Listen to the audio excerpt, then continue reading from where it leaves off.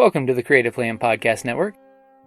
Join us as we share our favorite RPGs, one-shot games, tabletop games, reviews of items, and convention panels, and other exciting things that we run into from time to time. Sit back and enjoy the show.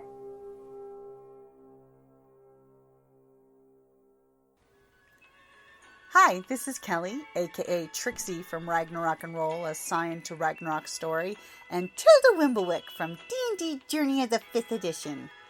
First off, I would just like to say thank you to everyone for listening to our varied adventures, as well as for rating us on iTunes and RPGpodcast.com.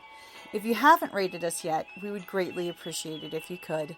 And if you're looking for more ways to support our efforts, we are now on Patreon, a great site where you can help us continue making more podcasts, as well as some special surprises for our patrons. If you can, please look us up at www.patreon.com/cppn. Every little bit helps.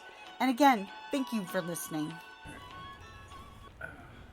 Well, it is 1 o'clock, so I guess we could get started with this. All right. So, hello, welcome to World Building 101, also known as what us writers agonize over constantly. I'm Diesel Jester. Oh, I'm Aprilynne Pike. Madeleine Holly-Rosing. I'm Beth Dolgner. Hi.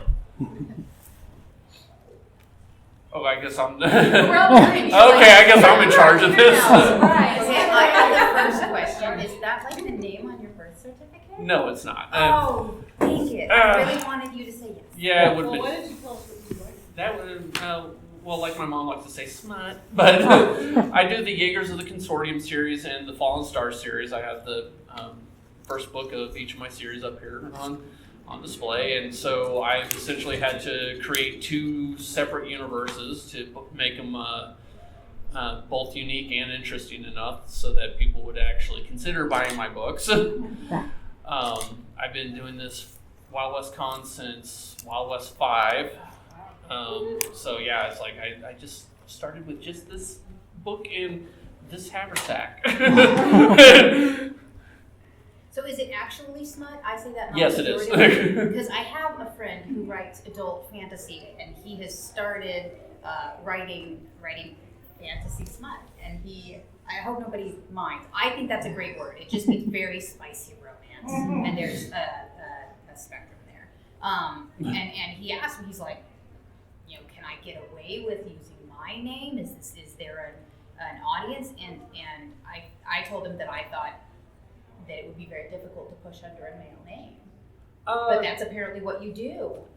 Well, also the name Diesel Jester had kind of been my nickname since high school, and my first publishers under Steam Romance thought it was far more marketable, especially with the steampunk genre, that, hey, Diesel Jester, that actually works better than your real name, so it's like... It's a good porn name. So. Yeah. If I saw it on a cover, I would think that's a guy. Yeah. And I mean, it also gives the more conservative members of my family plausible deniability about what I write. So eventually I'll get published under my real name. I'm taking steps to do that.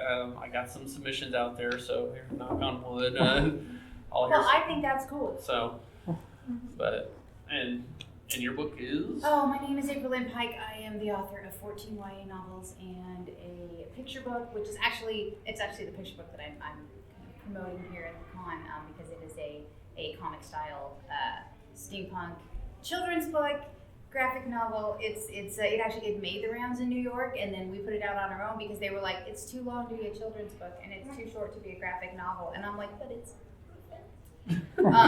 so I love it. It's wonderful. It's fantastic, and that's my most credible steampunk link. This is actually faux historical, and I brought it because it has a corset on the cover, and corsets are delicious. So, but mostly I write young adult fantasy, and I have a few other things, including a steampunk short graphic novel. I am the writer-creator of the Steampunk Supernatural series, Boston Metaphysical Society. It started in graphic novel format. It's also in prose, and now audio drama, which we just finished that production, audio engineered just a few weeks ago, and delivering Kickstarter rewards as we speak. But I am selling the flash drive, so you can pick it up here if you want. And that's it for me. You've been using the word we. Do you have a partner? I say we because, one, I am married, and running Kickstarters and running a business from your home, if you've got a spouse, it's a we. It's you're the writer and the illustrator. I am the writer, and no, I'm not the illustrator. I am the writer, creator, director, producer, and the money. Also. Lots of hats. Those are all the titles, yeah. Right. I have all the titles. I've run 10 Kickstarters, which helps produce everything, and then I do cons to help everything else continue forward. But yes, I do hire only female artists for my graphic novels. Multiple artists. Yes, multiple artists. And I've produced, executive produced the audio drama as well. So yeah, I have a film and TV background, so I can assure you, being a producer is not glamorous at all, whatever anybody tells you. It's a lot of legal office work and herding cats. I write paranormal fiction and nonfiction. My author tie to steampunk is that I wrote a young adult steampunk novel called Manifest. I set out with the intention of writing just a straight steampunk novel, and oops, it accidentally wound up revolving around paranormal themes. So it seems like even when I try, I can't get away from the side of things. And actually, me being a guest here isn't really so much for me being an author. It's because I'm the one who does the Victorian Death and Mourning and Spiritualism presentation. So I really love all of that stuff about how people dealt with death in the 1800s. And if you are a VIP member, tomorrow night at 6 o'clock, we're doing ghost stories around the campfire. So that's the nonfiction side of my work. So then, how did like each of you guys go about creating your respective worlds in your fictional books? It's like, Yours is really exciting. Oh my God. I've been living with these characters for a decade at this point. Boston Metaphysical originally started as a TV pilot that I wrote when I was in the graduate program at UCLA Film School, and made the rounds. This was before, this was even before 10 years ago. Steampunk really hadn't hit mainstream by the time. They liked it, didn't know what to do with it, expensive, et cetera, et cetera. So it was suggested that I turn it into a graphic novel format to resell it back to Hollywood. The only problem with that is I discovered I really like writing comics, and I love the indie creator community, and so I stayed with it. And we have our original 6-issue miniseries plus 4 sequels out right now.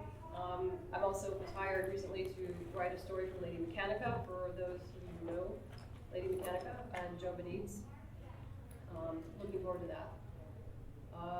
And currently working on another series. But going back to your question, I'm trying to remember at this point. It was a long time ago. My usual thing is I do bios on my characters, and usually from those bios the world evolves as well. And so I do extensive research, and particularly Boston Metaphysical is alternate history with steampunk elements, more accurate description. And then I develop between the world and the characters. I kind of develop them both at the same time. And like I mentioned, I do extensive character biographies. With Boston Metaphysical, since it was alternate history, I actually went back and revisited a lot of my American history and wanted to decide where the turning point is, where it veered off from what we know and what became what I call for short the BMS universe, and came up with what I thought was a rational way of if things had just happened just slightly different and what would happen then. Certain things like in the BMS universe, the Chinese Exclusionary Act never happened. So you're going to learn more about that actually in the next series I'm writing now. And that everything veered off from the War of 1812. And instead of going into a more democratic nation, I decided that the families that had the money started very slowly to take away civil rights. So eventually only the landed wealthy families had any right to vote. And they're the ones. Yeah, it's like, what kind of crazy world is this? So the government, the American government in BMS is actually a parliamentary oligarch. So yeah, there's a lot of, it's very Americana, but yeah, a lot of research and detail in how all of that stuff evolved. And there are paranormal elements in it as well. But it's just, the thing with world building is you have to remain consistent. So you have to set down the rules and stick with those rules, even if later on it gets painful. They're like, no, I want to do something else. Well, no, you can't. No, you can't. Sorry, that's already been established. We got to keep with continuity. So, anybody else? So mine is the other way around, which is that it's set in the future, but they live like they're in the past. And so my book is set in France in the complex of the Palace of Versailles, and similarly, a super wealthy corporation has bought the complex and turned it into a sovereign nation. So it's a pocket sovereignty, and I did not make up this word. It is a corporatocracy, which is that it is both financed and ruled by a corporation. So the CEO is also the king. But even though it was set in the future, and I had to do research on the technology and stuff, like the Palace of Versailles is a smart house, and I had to think about where technology would realistically be in about 100 years. But I had to do a lot of researching of the history of the Sun King and all of the different generations that they had in the Palace of Versailles, because this is someone who is extremely wealthy and can look back in history and cherry pick the most romantic, lovely, wonderful parts, and then skip all of the not so wonderful parts like no indoor plumbing, which we always kind of skip past. We often skip past in historical fiction because nobody really likes to think of a world without. But in order to twist any sort of mythos, whether it's alternate history or in this case a retro futuristic, you have to know the history and you have to set your rules, and there have to be some that can be bent and some that just absolutely cannot. But yeah, a lot of history research, even if you're going to be changing it. Mm-hmm. Yeah. It's like, take the world and break it is. Yeah, I mean, you can fudge timelines. Yeah. That's, no one's going to care.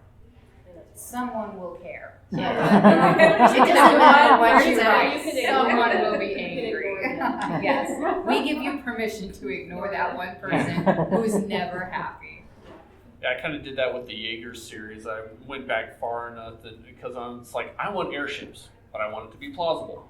So I go back far enough, and I found that even like in old California, that in early 1800s, they were experimenting with airships and everything, and so it's like, ooh, what if some of these designs actually worked? What if this kind of airplane worked? What if Tesla didn't give his stuff to Edison? And it's amazing how much research into historical research you go into just to kind of break the rules or deviate from the norm just for a character to toss off a witty one-liner.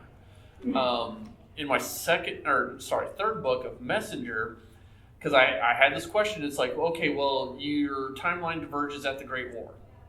How are you getting around Hitler in World War II? Well, Hitler didn't make it through World War I, because I did find this little blurb about supposedly a British soldier had Corporal Hitler in his sights during World War I, and then later on in World War II, he was being honored. Hitler saw the news article and said, yeah, that was the man who spared my life. What if Hitler had died in that exchange? So, and that's kind of how I kind of circumvent all of World War II to have my steam-powered modern day evolve from there.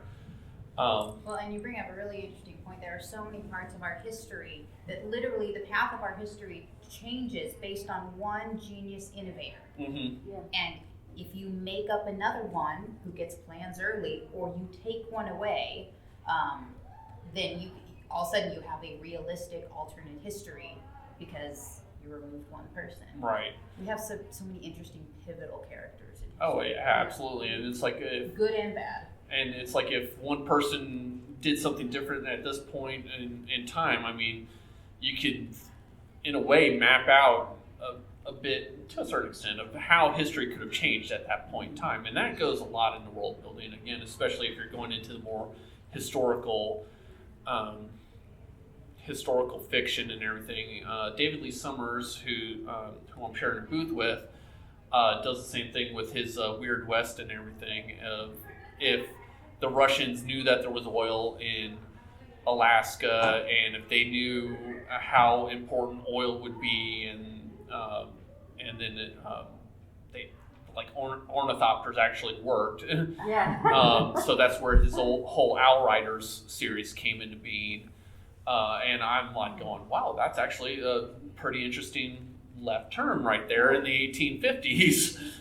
And so it changed the course of history in his world as well. So, and then yours. Yeah, I think for me, my world building isn't so much based around history, like, for a lot of your work. For me, it's that paranormal element where I want to take stuff that's realistic about ghost stories and things that people have reported and the kinds of things people claim to experience, and then take it to some wild new level. And I think you have to do it in such a way, and I think this goes for historical, alternate history as well. You have to do it in such a way that the reader is along for the ride and that they will believe it. And I think so, even no matter how wild it is, that Hitler got killed and World War II never happened, you still have to present it in such a way that the reader's like, I buy this, I'm in. And so I think that's sometimes a challenge, is trying to get everybody there with you. So I have, of course, gotten into something. I'm like, I really want this character to do this, and then I look back and I'm like, oh, but I set this rule months ago, and it's like, Rules suck. Yes. And I even wrote a scene like that in one of my series where a character's like, oh, well, like there's this town that has sort of like this psychic barrier around it. And I wanted it to be that ghosts could not get through it. And I even had my main character say, well, ghosts can't come through the psychic barrier, right? And even as I'm typing it, I'm like, oh, no, that's wrong, because somebody has gotten through. And so I had to kind of go back and sort of like fit it in and find a reason why this one ghost got through the barrier. And so it presents a challenge. And so that's one of my questions for you guys is, do you run up against where you want to break your own rules? And if so, how do you circumvent that? Yes. Usually it's like, if I have a character who has said one thing and then it's like I want to like totally contradict it the other way, it's usually based on what that character knew, and did he or she actually know the truth, and then I can like kind of retcon it a little bit and go, no, they didn't actually know what they were talking about. Here's what it really is. And so you can kind of wiggle your way out of it at times, or at least I can anyway. But or you can change that. Okay, at this point in time, that was true, but X, Y, Z has changed, so this is no longer true. If you set that up, and particularly if it's something you've done earlier and you're currently writing a book and you're like, oh crap, and then you can go like, oh, but this forces me to be more creative now, and that in order for all these things to happen and for this character to grow in this direction, let's set it up and say like, okay, yeah, that was true at this time, and now, but because of these events happening, or this person dying at this particular moment in time, in the solstice or whatever, this thing is no longer true. I think it's an aspect of the storyteller's brain process that we catch details that create a pattern. Mm-hmm. I can't tell you how often I've done something in a not first book that looks like it was planned, and it was not planned. I ran up against something and I went, oh wait, and then you think back and you go, well, but I can use this detail to make it look like I was gonna do this from the beginning. And every author I've talked to has those moments. And I think it's a pattern matching skill that is just part of the way that storytellers bring work. I have a thesis. and it's like, I totally planned that. Right, as a storyteller, you're also a puzzle solver. Right. Yes, absolutely. Yeah, I mean, that's one of the ways I address when people talk about you get writer's block. It's like, Well, no, not really, because usually the problem, the answer is it's something I've already written. I just need to go and find it. And because the brain has already worked it out, I just haven't recognized it in front of my brain yet. And you go back, you're like, oh, it's right there. I already knew what I was doing. And then that solves your writer's block problem. Yeah. So often I suggest to people who get into that situation, go back and look at what you've written, and it's a very strong possibility that your answer is already there. Excellent. Or in my experience, go work on another work in progress, and then it's like sometimes I'll be just like, I have another scene for a totally different, unrelated story that I'm just like getting out of my head. Then all of a sudden, ding! Oh, that's how I'm going to solve that one. Go back over to this And one. we've done studies on this. When your brain is really focused on one thing, it can really struggle to get the answer. But if you'll just chill out and redirect it to something else, it will rise to the top. That would explain why I have like over 100 works in progress. Oh, dear. Yeah, it's like I just stopped counting after that. That's true. I'll actually be listening to an audiobook while I'm doing the elliptical at the gym, and I'll go like, oh, that's how I solve that problem. I always get great ideas in the shower when my brain is relaxed. Napping is good. Yeah, for me. sleeping I was struggling to find. I have a paranormal romance series, and I didn't know how to end it because I wanted my couple to have that happily ever after. But there were major complications standing in the way of that. And my husband and I were driving down to Disney World, of all places, and I was, resting my eyes in the passenger seat, and I woke up and I was just like. Oh, I'm sure that went well. Getting out my phone and recording before it was all gone out of my head. So I think for as much as we work on the world building, you do have those moments where it just comes to you like fully formed, and you're like, yes, there it is. So those are nice moments when they happen. Yeah. Well, and if you are a writer and you think that those are the moments we have all the time, every day, and you're not doing it right, you're doing it right. You're doing it right. They're so valuable So and rare. wonderful because they're so rare.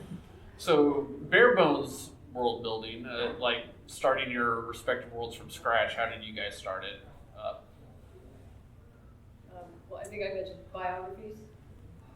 Yeah, just biographies. And I go back. I go way back. I go up to grandparents, great-grandparents, depending on what I'm doing, because people sometimes forget that how much grandparents, and it's a cyclical thing, and how much carries on, and who in your family has broken the cycle of something in your family.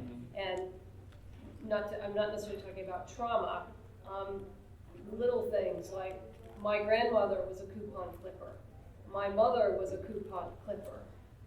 I do electronic coupons because I'm not an idiot. And I don't do the extensive like they did, but it's like one of those weird generational quirks that make your character more interesting. Yeah. So I have 3 standalones and 3 series, and so I have started new worlds, even if it's here on Earth, several times. And I've been on world building panels, and I've had to think about, I don't know, how do I make worlds? But the conclusion that I've come to is that it depends on what the highlight of that world is. If the highlight of the world is the supernatural power that your person has, then that's almost certainly where my whole writing process is going to start, is by looking at that ability and fleshing it out, making the rules, because the rules are so important. I have a book that is so completely character and voice driven, and I just started writing, and there were just conversations being had, and it was only when I was a good 50, 70 pages in that I was like, okay, now this character is a ghost. I do need to make sure that there are some rules for her, but what really was the heart of the story was these 2 sniping at each other. So I think that it depends on what ends up being the highlight of your story. Yeah, it's like with me, it's like I just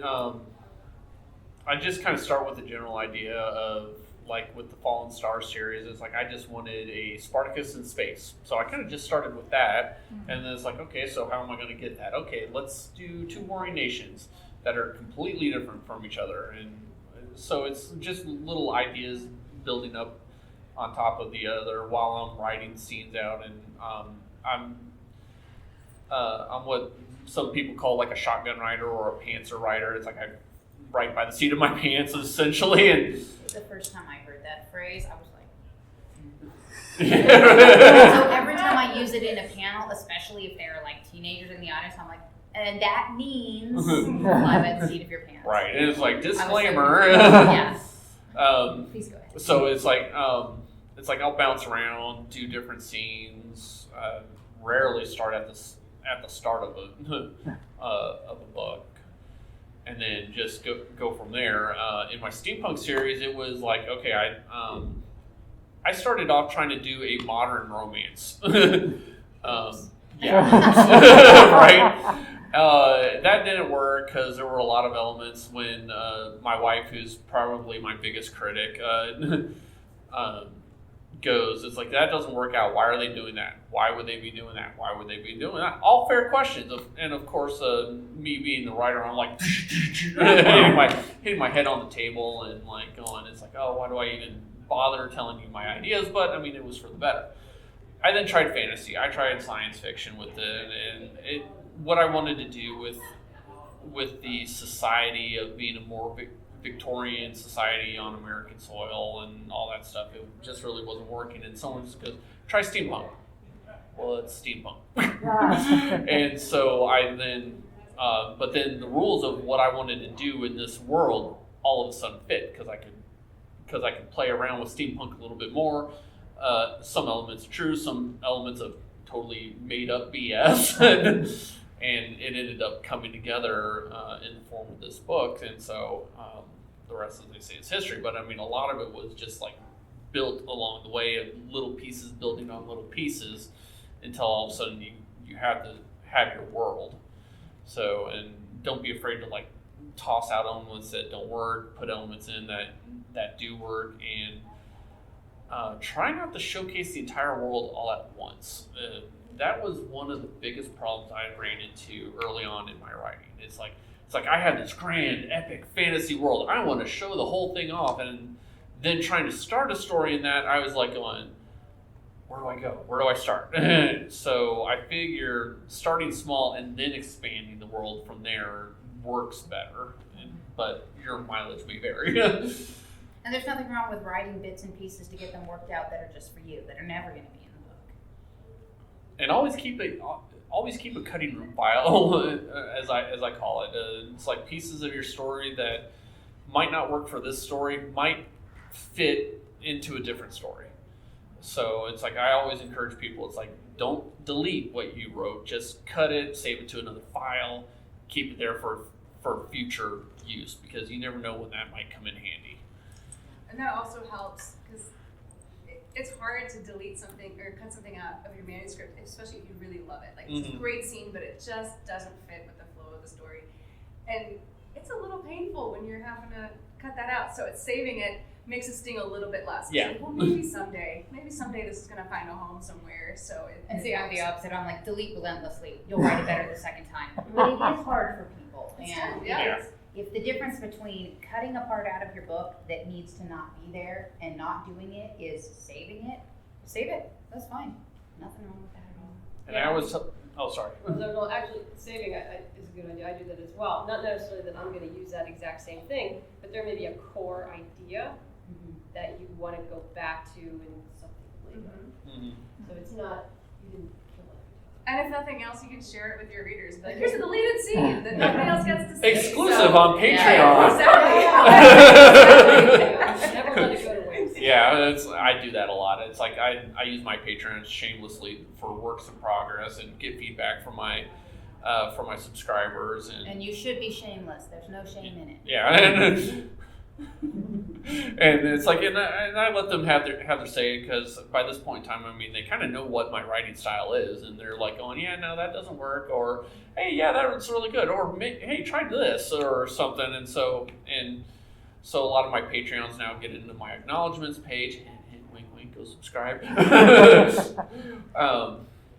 But yeah, I never totally delete anything. It's like cut, snip, and don't ever fear the red ink. Get an editor that's not you.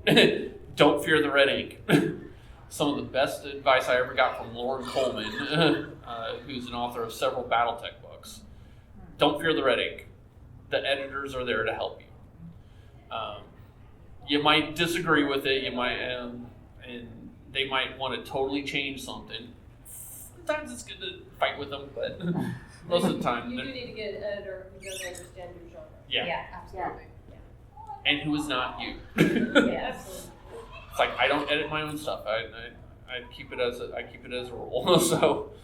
Probably not your mother either. No. I send my stuff to my mother when I need to feel better. No, I give my stuff to my wife, who is a professional editor, and she's got an English lit degree and a history major, and she does professional editing for legal documents, and so I send her my stuff as something fluff to ease her mind after a hard day, and she'll tear my manuscripts to shreds. But I mean, My husband edits my stuff relentlessly as Yeah. well. Not everyone's spouse does, and it doesn't need to be your spouse. It doesn't need to be anyone romantically involved with you, but Right. you need someone. Get another set of eyes on it and everything. Being honest and not just, oh, it's wonderful. Yes, you need someone who is honest. Right. And I think you do need the person who thinks everything that you write is wonderful. Some days that's what you need, and that's why I send stuff to my mom sometimes. And I'm like, just tell me I'm wonderful. Pat me on the head, You tell need me those I'm cheerleaders. Yeah, need you need that those sometimes. cheerleaders in your family. proud of this. Yes. Reload those spoons. Right. And one of the things that I like the best about my editors and my test readers is that when they do challenge me on something like this doesn't work, this doesn't make sense, especially with my editors, they might suggest, well, maybe you should change it to this. And usually I do not change it to what they're suggesting, but I find some other third option that's actually better than what I had originally written. And so I think it's good because being challenged like that really gets your mind working of like, well, what is the best thing? What's the best thing for my character to say here? What's the best resolution to this problem? And so I think it does, I mean, you were talking about the we before. I mean, truly writing a book is a team effort, and there's a lot of people involved along the process to get us to the final book.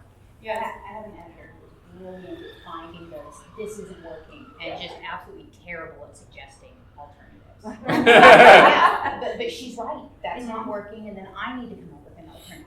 But she's great at finding things. Yeah. No, like my husband is great at finding logic flaws. So that's what I use him for. Nothing else. Nothing else. If I just go look for the logic flaws, honey, that's good. He's a rocket scientist, so he's really good at that. Yeah, I use my father-in-law for my science fiction stuff, and it's like, hey, does the tech check out on this? And if he gives me a yay or nay on it, then. But I think there's only one time I've ever challenged the publisher / editors on keeping something the way it was.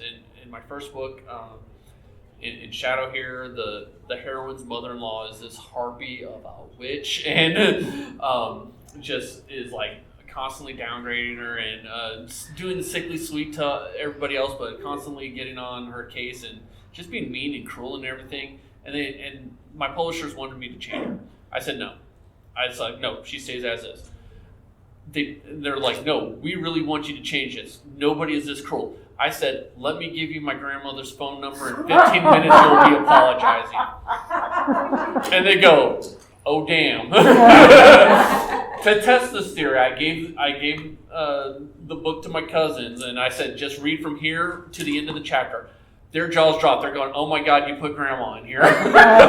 They recognize it without any context, and they're like going, holy crap. And that's why I write under a pen name, so that they have plausible deniability. You have to pick your battles carefully. Yeah. I had one moment like that with my publishers as well. There was an epilogue at the end of my first series, and I'm a planner, and I had this thing planned from the beginning of book one. And it's not necessary for the plot. It's a follow-up epilogue, and it is kind of shattering. And I love it because I love things that make people cry. And my editor was like, I think that you should take it out because it's not actually needed for the plot, and I think you should make it bonus material on your website. And because I've worked with this editor for 4 books, I trust her. She's brilliant, but not suggestions. And so my first round of edits, I took it out and I sat with it, and I was very upset. I was like, no. And so second round edits, I put it back in and I let her know I've decided just no. And I've thought about this and done, and she's like, okay, it's your book. And then when it came out, every single professional reviewer mentioned it in their review. And I was right. But you have to pick your battles carefully. I did what she said a lot of times, and the books were better for it. 90% of the time, my editor is better at those analyzation things than I am. I'm a creative person. I always have to give it to someone for logic because I'm not a very logical person. But I'm good at the creatives. But I was like, I know what the emotional impact of this moment is going to be, and it needs to be in there. And I was right. But 90% of the time, she was right. Right. Yeah, 90% of the time, though. Yeah, you have to know when is the right time to stick to your guns. So we got about 10 minutes left. I mean, do you all have any questions? Well, I have kind of a comment. This is more about where the books are being published. I have arthritis in my hands. I can't physically hold a book. I keep changing. So are these available electronically? I mean, do you take into account that demographic of people that can't physically hold like the hardcover? No. I sold all people of my who books. are hard of hearing of any degree, whether fully deaf or just hard of hearing, audiobooks are expensive, and I really like the text-to-speech function, and I've always told my publishers, do not disable that. It's important that, and also people with dyslexia who are reading ebooks at the same time as the ebook is being read to them, I've heard is so much of the success in my life is based on the fact that I can read well, and that's because my brain happens to work that way. So I try to be very aware of people who can't read as well as I am through no fault of their own. And so I've heard that if you can hear something while you're reading it, that it's really good for dyslexic people and they can follow along better. So yes, I do think of that. Usually it's in terms of hearing rather than hands, but yeah, ebooks and text-to-speech specifically, I'm very insistent on. Yeah, ebooks are definitely, I think, where the industry is heading. That and audiobooks. Unfortunately, I mean, all my anything that I'm selling at my booth is in Kindle format. So it's like come by, pick up a business card, links to my website and my Amazon page are there. So it's all available in Kindle. I only have one story that's in audio format, and that was in the Dukes of Hammond anthology that just got recently published. And since it trended so well opening, we got lucky and Royal House Publishing picked us up for an audiobook, and that just went live 2 weeks ago.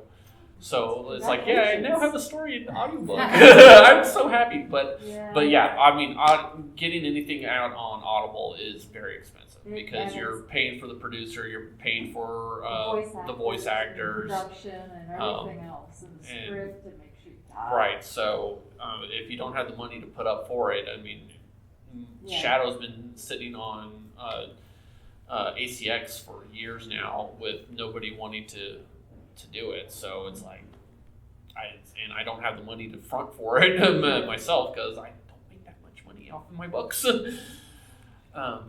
yours in e-format? I guess you wouldn't have. Well, yes and no. Ebooks are just a normal part of publishing now. That's a given. Yeah, and everything's going to be in an ebook. Let's hear it for KDP. As far as audio, I did produce one of my short stories through Find Away Voices a while back, just because I wanted to run through that. Because being a short story didn't cost that much, and I wanted to go through the process. I have since produced an entire audio drama, which is called Boston Metaphysical Society Ghost Ship. I'm selling the flash drive of the MP3s at my table, and that was a whole different thing, because this is 12 actors. This is a whole. We have music. We have special effects. It's like a one-time radio show. Oh, that's fantastic. Oh, that's awesome. But that was done through a combination. I decided to pivot my business during the pandemic. Got a grant from California Small Business, and ran a Kickstarter. So everybody got paid. That's very That's important. important. Everybody got paid and we got produced, and I haven't decided which platform it's going to eventually land on. CDs are in production right now, just a limited amount. I'll probably have those at, I should have that at WonderCon. I won't have those in time for Clockwork. But everything goes out to Kickstarter backers first before I bring it on the sale. But yeah, it is very expensive. Even if you're just doing a novel, I mean, you're talking a basic price of like 80,000 word, probably about $2,500. Yeah. That's what I've heard thrown around. It's roughly around $2,500 just to produce it. And I was very fortunate, and I actually found a very good voice actor to do my short story, who said, "I'll do more." But yeah, so Kindle you're going to find anywhere. Even very my comics, they're all available digitally through SourcePoint Press. Because I originally started out as self-published, but I was picked up by a publisher a few years ago. But yeah, I do a novel anthology, and people I do have an audiobook, and I can't afford that. Yeah, and most indies can't. Even like big newer publishers will often have an in-house audio department so that they don't have to outsource it because it is That makes sense. Yeah. Probably Tor does, or Yeah. Random House. They probably do so. Yeah, Brilliant's audiobooks is on. Yeah, brilliant. If I recall, There you go. don't quote me. And I actually think your question is interesting because it's the opposite question that I usually get, because most of my book sales are Kindle, but I do still offer everything in paperback. And so I get a lot of people saying, well, but I don't like reading on a digital reader. I like that old school feel of paper in my hands. and Yeah, actual I mean, book." I do like that. I just can't Right, do it. right, yeah. Right. So, Yeah. So I just think it's interesting because so many people have made that switch to Kindle, but I mean, I love that there's still people that, want to hold a book too. And I have about 4 books I tend to read over and over again, and those I read paperback, but the rest I've just gone to Kindle. It's so much easier. Yeah, I think for a lot of people, I don't know, a lot of people, but for me, if it's a new author, I will usually get their Kindle book. Try them out. Sure. Yeah. And if it's something like, oh, I like them, I want more, then I won't buy the paper, I buy the hardback, because I find the paperback is part of my hands.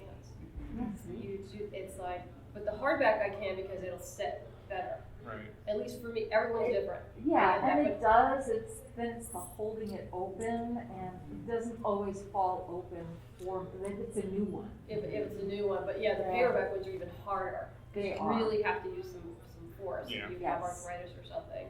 But the Kindle is great because you can travel. Yeah. Right. I've heard a lot of libraries have extensive Kindle or Yeah. Kindle, Kindle, yeah, ebook lender, and lending, they- yeah. Yeah, and Yeah. the authors do get paid for those. Yeah. So don't feel like not everybody can afford to support a bunch of authors. But your taxes support the library, and the library pays the author, so you may as well take advantage of that. Mm-hmm. Yep. Libraries. Like right now, I'm rereading for the umpteenth time Robert Jordan's Wheel of Time.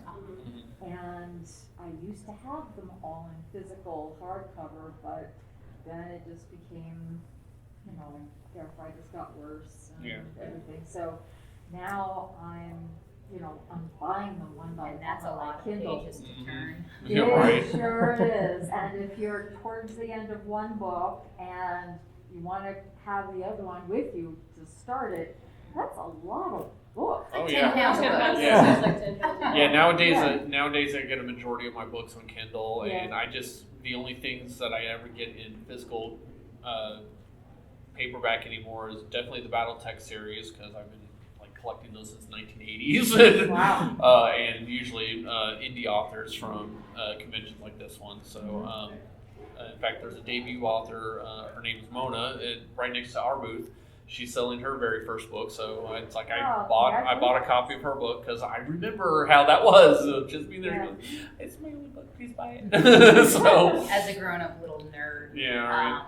the idea of carrying 100 books with me just makes me It's just like, yeah. It's All like, right, well, so I've got so many. we're at 1:45. So Okay. last shameless plug down the line. Follow me to Mesa if you want to come hear about Victorian Death and Mourning Customs. We're doing that next. But yeah, I'm online at bethdolgner.com. Again, I write paranormal fiction and nonfiction. So if you like ghosts and demons and other spooky things, let's hang out. I have a table out in the hallway across from the vendor room. I have another panel at 3, which is about gears and putting. I don't know. They have me on so many panels. Beyond the gears and onto the page. Yeah, Thank you. They didn't invite me to that one. So. Thank you. And then I have one at 5, which is a Q&A about if you want to produce an audio drama. It's called, so you want to produce an audio drama. I am next to her, across from the vendor side. I need to talk to you about where you guys are. Yeah, because you're not with us. Well, give me a second and I'll do that. But it's not your turn. It's my turn. And, I have a spotlight that's all about me at 4 o'clock in that. And I'm Diesel Jester. I'm in the vendors hall. They got us in the back corner, so just go like straight to the back wall, and you'll find us there. And I'm sharing it with David Lee Summers. Shouldn't be too hard to find. So, but yes, please support us authors and all the other authors here. And thank you for coming. Yeah. Thank you for giving us wonderful worlds to lose ourselves in. We try. Thank you for listening to the Creative Play and Podcast Network. And feel free to enjoy our other shows, such as D&D Journey of the 5th Edition and Scion Ragnarok and Roll, a Scion hero to Ragnarok story. Thank you for listening.